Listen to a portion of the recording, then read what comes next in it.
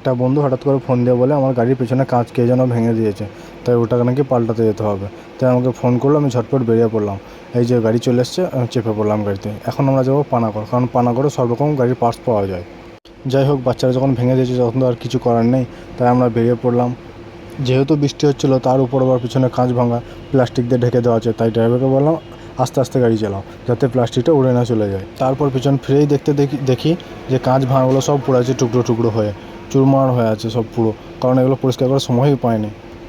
দেখতে দেখতে আমরা পানাগড় পৌঁছে গেলাম। পানাগড় কাভার মার্কেট, যেখানে সমস্ত রকমের গাড়ির এবং সমস্ত রকম পার্টস পাওয়া যায়। এই সেই পানাগড় বাজার, যেখানে এমন কোনো পার্টস নেই যে পাওয়া যায় না। এই যে কাঁচ চলে এসছে অন্য গাড়ি থেকে চেঞ্জ করার জন্য, কিন্তু আমাদের কপাল খারাপ ছিল যে এই মডেলটা এক ছিল না। কী আর করার, যাই হোক আমাদের কপাল খারাপ, তাই ফিরে আসতে হলো। যেতে যেতে একটা দেখি গাড়ির সার্ভিস সেন্টার ছিল, যেখানে দ্য ডিটেলিং মাফিয়া না কী নামে পানাগড়ে একটা, সেখানে গেলাম। সেখানে রেট একটু হাই বলছে, তাই বাধ্য হয়ে আমরা রিটার্ন চলে এলাম।